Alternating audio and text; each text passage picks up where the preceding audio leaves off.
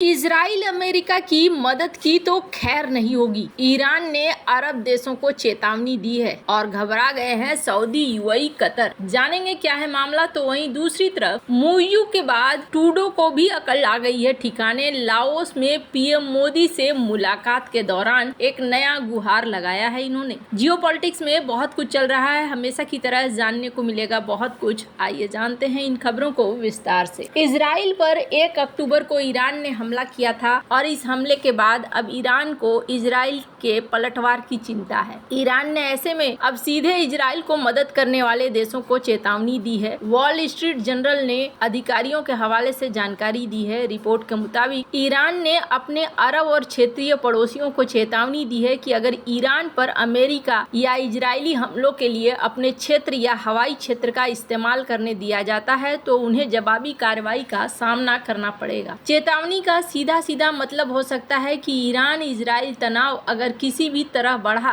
तो इससे खाड़ी के तेल निर्यातक देशों को भी नुकसान उठाना पड़ेगा। रिपोर्ट के मुताबिक ईरान ने चेतावनी दी है कि अगर इजराइल ने हमला किया तो वो बदले में इजरायली नागरिक बुनियादी ढांचे पर हमला करेगा। इसमें मदद करने वाले अरब देशों के खिलाफ भी कार्रवाई होगी। ईरान की इस धमकी से उन देशों की टेंशन बढ़ गई है जिनकी अर्थव्यवस्था तेल पर निर्भर है। ईरान की इस धमकी का असर भी दिख रहा है। अमेरिकी रक्षा अधिकारियों का हवाला देते हुए रिपोर्ट ने कहा कि मिडिल ईस्ट के कुछ अमेरिकी सहयोगियों ने बताया है कि वो ईरान के खिलाफ किसी भी हमले के लिए इजराइल या अमेरिका को अपना एयर स्पेस या जमीन इस्तेमाल नहीं करने देंगे। ईरान ने 1 अक्टूबर को लगभग 200 बैलिस्टिक मिसाइलों के साथ इजराइल पर हमला किया था। तब इजराइल ने एक दर्दनाक जवाबी हमले की कसम खाई। अमेरिका कहता है कि वो ईरान के न्यूक्लियर साइट और तेल भंडार पर हमला न करे। न्यूज एजेंसी रॉयटर्स ने बुधवार को एक रिपोर्ट में कहा कि सऊदी, यूएई, कतर समेत फारस की खाड़ी के अरब देशों ने इजराइल के किसी भी हमले के लिए उनके हवाई क्षेत्र का इस्तेमाल करने पर मना कर दिया है। अमेरिकी सहयोगी इस बात पर चर्चा कर रहे हैं कि ईरान की तेल फैसिलिटी पर इजराइल हमला न करे, क्योंकि इसके बाद ईरान इजराइल पर हमला करने की जगह खाड़ी के देशों के तेल फैसिलिटी पर हमला करेगा, जो दुनिया के लिए अच्छा नहीं होगा। दुनिया के तेल बाजार का ज्यादातर हिस्सा फारस की खाड़ी क्षेत्र में अरब देशों के पास है। साल 2023 में ईरान और सऊदी ने चीन की मदद से एक डील की थी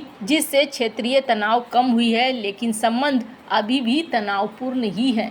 अब यहाँ पर आगे क्या होता है ये तो देखने को मिलेगा। और सबसे बड़ी बात यह है कि वैसे तो मिडिल ईस्ट के देशों ने साफ साफ कह दिया है कि हम न्यूट्रल रहेंगे, हम किसी के तरफ से नहीं रहेंगे, आप लोग अपना अपना खुद से देख लो। इजराइल ने बार बार कहा है कि वो 1 अक्टूबर को ईरान के मिसाइल हमले का जवाब जरूर देगा। ईरान ने इजराइल के ऊपर 200 बैलिस्टिक मिसाइलों की बौछार कर दी थी, जिनमें से कई इजरायली रक्षा ढांचों पर गिरी। ईरान के निशाने पर तेल अवीव में इजरायली खुफिया एजेंसी मोसाद के मुख्यालय तेल नोफ सैन्य हवाई अड्डे को निशाना बनाया गया था। इसके बाद से इजराइल के प्रधानमंत्री बेंजामिन नेतन्याहू कहते रहे हैं कि इजराइल ईरान को जवाब देगा और ये बहुत ही गंभीर होगा। आपको बता दूं इजराइल के पास क्या विकल्प हैं, उसके दुश्मनों के लिए इसका क्या असर होगा। ईरान पर हमला करने के लिए इजराइल सरकारी इमारतों से लेकर जमीन के नीचे तेल रिफाइनरियों को निशाना बना सकता है। इसके साथ ही वह ईरान की परमाणु सुविधाओं पर हमला कर सकता है। हालांकि ईरान में कहीं भी हमला करना इजराइल के लिए सैन्य चुनौती है। ईरान में अपने लक्ष्य तक पहुंचने के लिए 1500 किलोमीटर से ज्यादा तक की उड़ान भरनी होगी, यानी उसके विमानों को संभवतः आसमान में हवा में ईंधन भरने की जरूरत पड़ेगी। इसके साथ ही उसे रूस से मिली ईरानी एयर डिफेंस सिस्टम का भी सामना करना होगा। इजराइल के लिए सबसे ज्यादा संभावित लक्ष्य खरग तेल टर्मिनल हो सकता है। ये टर्मिनल ईरान के कच्चे तेल के लगभग 90% निर्यात को संभालता है, जिनमें से ज्यादातर चीन को भेजे जाते हैं। अगर इजराइल तेल क्षेत्र को निशाना बनाता है तो ईरान चुप नहीं बैठेगा। तेहरान की तरफ से तीखी प्रतिक्रिया होगी।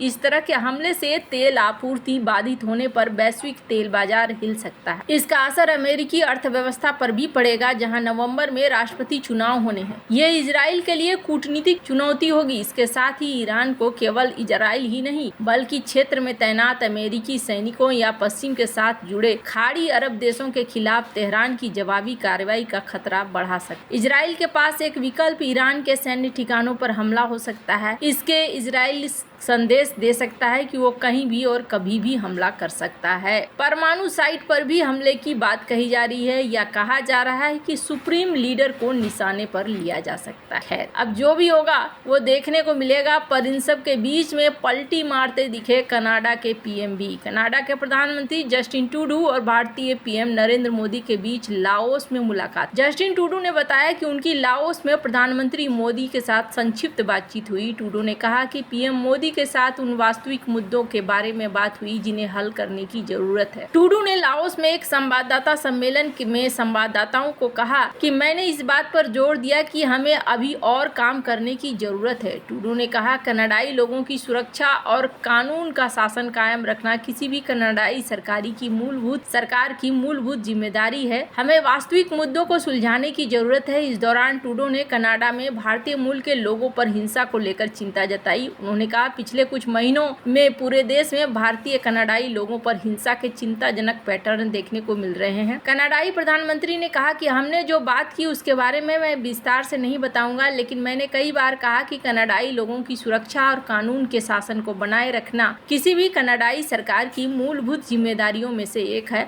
और मैं इसी पर ध्यान केंद्रित करूंगा। हरदीप सिंह निज्जर के सवाल पर ट्रूडो ने कहा कि 1 साल पहले उन्होंने विश्वसनीय आरोप साझा किए। कनाडा की संसद में पिछले साल आतंकी हरदीप सिंह निज्जर की हत्या में भारत के एजेंटों के शामिल होने के आरोप लगाने के बाद जस्टिन ट्रूडो और पीएम मोदी के बीच ये दूसरी मुलाकात है। इसके पहले G20 शिखर सम्मेलन के दौरान नई दिल्ली में मिले थे। खालिस्तान टाइगर फोर्स के प्रमुख और भारत की तरफ से वांछित करार दिए गए आतंकी हरदीप सिंह निज्जर की जून 2023 में कनाडा के सरे में गोली मारकर हत्या कर दी गई। कनाडा के प्रधानमंत्री जस्टिन ट्रूडो ने संसद में दावा किया कि निज्जर की हत्या में भारतीय एजेंटों के शामिल होने के विश्वसनीय आरोप है। भारत ने ट्रूडो के आरोपों को बेतुका और प्रेरित बताते हुए खारिज किया। इन आरोपों के बाद दोनों देशों के संबंधों में काफी खटास आई है। हालांकि पिछले आरोपों के मुकाबले लाओस में जस्टिन ट्रूडो का रुख संबंधों को सुधारने वाला दिखाई दिया। इसी सप्ताह मालदीव के मुइज़ू के बाद ट्रूडो दूसरे राष्ट्र प्रमुख है जिनका रुख बदला हुआ है। अब धीरे धीरे कनाडा भी चाह रहा है कि भारत के साथ दोस्ती वाली चीजें की जाए। काफी लंबा समय हो गया और सबसे बड़ी बात क्या होती है? सबसे बड़ी बात होती है बाप बड़ा न भैया, सबसे बड़ा रुपया। कनाडा की आर्थिक स्थिति हो रही है खराब। भारत से फ्री ट्रेड एग्रीमेंट को उन्होंने कर दिया कैंसिल और अब उनको अपने आर्थिक मुद्दे भी निभाने हैं और दूसरी तरफ वो देख रहे हैं कि खालिस्तानी समर्थक पार्टियां भी उनके हाथ से निकल रही है। कहा तो जा रहा है कि भारत और कनाडा के राजनयिकों के बीच में विवाद के मुद्दों को सुलझाने के लिए बैठकें हो रही हैं। खास तौर से कनाडा में खालिस्तान समर्थक तत्वों की गतिविधियों और दूसरे मुद्दों पर चर्चा करने के लिए दोनों देशों के अफसरों ने मुलाकात। हिंदुस्तान टाइम्स ने मामले से परिचित सूत्रों के हवाले से दावा किया है कि भारतीय और कनाडाई राजनयिकों ने हाल ही में कम से कम 2 बार मुलाकात की है। इस दौरान भारतीय पक्ष ने कनाडा से अपनी चिंताएं कनाडाई पक्ष के सामने रखी है। एचटी रिपोर्ट के मुताबिक दोनों देशों के राजनयिकों के बीच मुलाकातें इस साल की शुरुआत में भी हुई है। बातचीत के इस क्रम को बढ़ाने के लिए ये हालिया बैठकें की गई है।